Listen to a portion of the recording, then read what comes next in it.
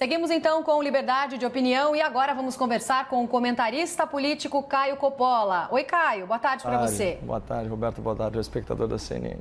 Vamos começar então com o primeiro assunto, falando sobre o Amazonas, que ultrapassou o Rio de Janeiro, se tornando o estado com a maior taxa de mortalidade por Covid-19 aqui no país. São dados da Fiocruz, que dizem são mais de 170 mortes a cada 100 mil habitantes, para a gente ter uma ideia. E no mesmo dia em que essa marca negativa foi apresentada, a Justiça Federal decidiu suspender a distribuição da vacina de Oxford até que a Prefeitura de Manaus cumpra determinações de transparência para conseguir evitar os chamados fura-filas. Caio, qual que é a sua avaliação sobre essa decisão da Justiça Federal? Por causa dos fura-fila, é melhor suspender a distribuição de vacinas de fato? Ou isso pode trazer ainda mais prejuízos sanitários para a região que está precisando tanto, inclusive? Acho que a resposta para essa pergunta está justamente no enunciado, né, da questão.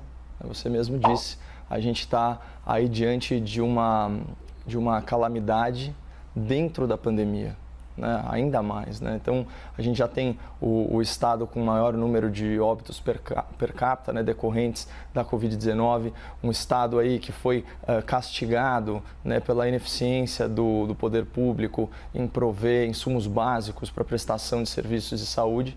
E agora a Justiça Federal, numa completa inversão de valores, penaliza a população, né, por causa de uma exceção. Então, por causa de alguns poucos, toda a população é penalizada. Por causa de erros, né, da administração pública, né, o prejuízo fica 100% com a população do Estado. Essa decisão ela não tem o menor cabimento, ela vai contra a decisão de outros estados que também, enfim, foram da Justiça de outros estados, que também foi provocada de forma análoga e reflete um pouco da visão, né, das autoridades públicas brasileiras nesse tipo de engenharia social em que enfim, a forma ela prevalece sobre o mérito da questão. O que é mais importante aqui? Imunizar a população vulnerável. Né? Se há algum desvio de finalidade, em alguns casos excepcionais, isso tem que ser lidado, isso é assunto de polícia, né, em primeiro lugar, e a responsabilidade tem que ser apurada.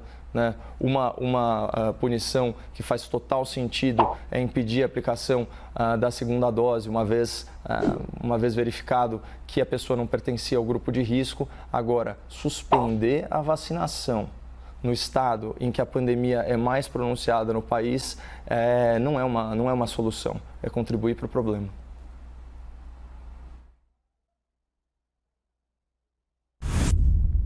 Próximo assunto então, Caio. Os gastos do governo federal estão no alvo de pedidos de investigação, depois de uma reportagem do site Metrópolis revelar que o Poder Executivo gastou mais de 1 bilhão e 800 milhões de reais com alimentos e bebidas em 2020. Foram mais de 2 milhões com chiclete, 20 milhões com doces em tablete e 15 milhões com leite condensado. O total de gastos é 20% maior do que o executado no ano anterior, 2019, portanto, isso de acordo com o painel de compras atualizado do Ministério da Economia. Caio, qual que é a sua avaliação sobre esses gastos com a alimentação do Poder Executivo em ano de pandemia? É bom a gente lembrar, contenção de despesas e um aumento de 20% com gastos de alimentação. Isso é justificável? Bom, vamos combinar, né, que pensar gastos da administração federal e apresentá-los aí ao grande público sem um mínimo de contextualização é pura desonestidade intelectual, né? E fazer isso insinuando sem provas que esses números representam aí indícios de ilegalidade é má fé, né? Então, em primeiro lugar, essa notícia ela nunca poderia vir desacompanhada de informações essenciais, né? Entre elas a quantidade total de servidores vinculada ao Executivo Federal. Então, segundo o Portal da Transparência, há hoje no Brasil 1 milhão e 35 mil funcionários ativos nessa situação. E entre esse 1 milhão de servidores federais, o Ministério da Defesa conta com mais de 380 mil cargos, né? Sendo que entre os vínculos de trabalho, 360 mil são de natureza militar. Em segundo lugar, entre as pastas com mais postos de trabalho está o Ministério da Educação, que tem aí 354 mil funcionários públicos no organograma. Então, não à toa, esses são os dois ministérios que respondem pelos maiores gastos com gêneros alimentícios. Obviamente, é o Ministério da Defesa que registra as maiores dotações orçamentárias para alimentos e bebidas, né? Então, é na ordem de 632 milhões de reais por ano. Afinal, ele é o responsável pela alimentação de todas as Forças Armadas, né, que, segundo nota oficial, tem cerca de 370 mil pessoas no seu efetivo. Então, aqui eu queria propor a primeira conta, né, para quem é menos preguiçoso. Se a gente pegar 632 milhões de reais e dividir isso por 370 mil pessoas, né, são R$ 1.708 por ano por pessoa. Né? Se a gente pegar esses R$ 1.708 anuais e dividir em 12 meses, isso representa um gasto médio de R$ 142 por mês por pessoa, ou R$ 4,73 por dia. Alguém aí acha esse valor um absurdo? São menos de R$ 5,00 por dia em alimentos para sustentar cada integrante do Exército, da Marinha, da Aeronáutica, né? Com mais de 30 mil militares envolvidos diariamente em operações de combate à pandemia, né? Às vezes em turnos extenuantes de 24 horas seguidas, né? Que exigem enorme gasto calórico. E se a gente aplicar essa mesma conta, né, uma conta de padaria, né, mas para todos os servidores públicos federais ativos, aquele 1 bilhão e 800 milhões de reais, né, então aparentemente um número astronômico, eles representam módicos R$ 1.739 por ano, ou R$ 144 por mês, ou ainda R$ 4,83 por dia por funcionário público. Né, para ser ainda mais próprio no cálculo, a gente pode inclusive descontar finais de semana, feriados e um mês de férias. Dá uns R$ 7,90 por dia efetivo de trabalho para cada servidor federal se alimentar durante o expediente. Claro que isso é uma conta de média, né? Há funcionários que não se alimentam em serviço, especialmente na pandemia, ou que contam com outras formas de complementação de vencimentos aí para as despesas alimentares, mas é a média, né? E todo mundo toma aí o seu cafezinho. Uma outra informação fundamental que agora está sendo desprestigiada, mas que há pouco tempo ocupava as manchetes de todo o noticiário, né? A inflação recorde no preço dos alimentos em 2020. Enquanto a inflação média, né, medida pelo IPCA, ficou em 4,5%, a inflação dos alimentos bateu 14,09%. Então, com itens básicos como arroz, feijão e batata registrando mais de 50% de aumento. Isso já explicaria, em parte, né, o aumento nas despesas com comida em relação ao ano de 2019.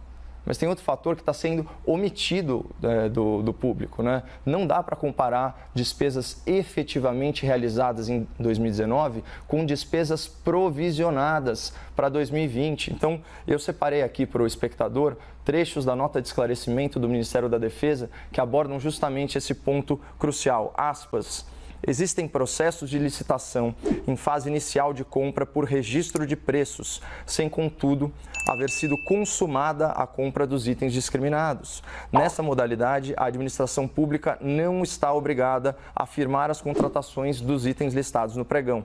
Portanto, as quantidades elencadas não representam necessariamente a eventual aquisição e são estimativas para o período de um ano. Além disso, os preços constantes do chamamento público são valores de referência compatíveis com o mercado. Então, olha, mais que isso, só desenhando. Então, primeiro, né, esse gasto de quase 2 bilhões de reais, quando considerados por servidor ou por militar, são gastos razoáveis, eles seguem preço de mercado e obedecem a processos licitatórios. Segundo, ano passado os alimentos ficaram sujeitos a uma inflação bem acima da média, o que impacta no preço. E terceiro, ainda não dá para comparar o ano de 2019 com o ano de 2020, porque o orçamento de 2020 ainda é estimado e, portanto, ele não corresponde às despesas efetivamente realizadas. Então, aqui a gente chega no último ponto da análise, né, que são os tais itens supérfluos, né, do carrinho de compras do governo federal. As coisas que você falou, né, como biscoito, sorvete, pão de queijo, tem também pizza, bombom, picolé,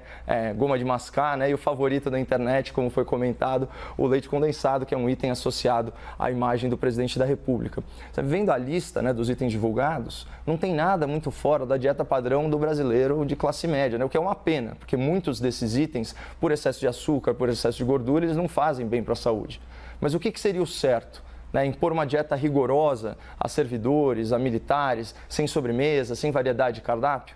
Porque assim, uma coisa é a autoridade pública que abusa da sua posição para obter privilégios, né, como foi aquele caso dos vinhos importados premiados e das lagostas do STF, cujas atribuições não incluem a promoção de banquetes com iguarias. Outra coisa bem diferente é o Executivo empenhar, ou o Ministério da Defesa, para ficar no exemplo que foi citado, aí 14 milhões de reais ao ano para, por exemplo, comprar leite condensado para os militares. Então, se você considerar o preço da marca líder no atacado, isso vai dar mais ou menos 8, 9 latas do produto por ano por militar. Se a gente considerar brigadeiro, pudim, será que isso aí é muito fora do razoável? Eu, pessoalmente, consumo bem mais que isso. Mas, enfim, esses gastos com alimentação, mesmo tendo em vista os itens supérfluos, eles são despesas aparentemente justificáveis e dentro da lei.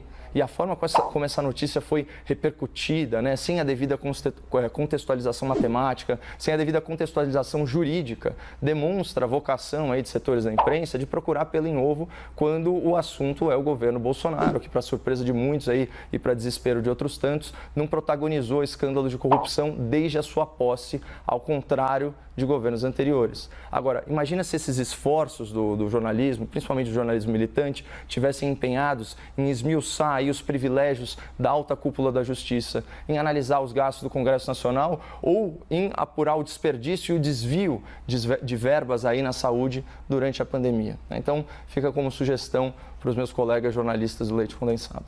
O Caio, eu só queria insistir um pouquinho no leite condensado, na verdade, abordar com você um ponto que vem sendo bastante questionado nas redes sociais. Desses 15 milhões de reais destinados para o leite condensado, 14 milhões foram só para o Ministério da Defesa. Correto. Na sua visão, isso é justificável?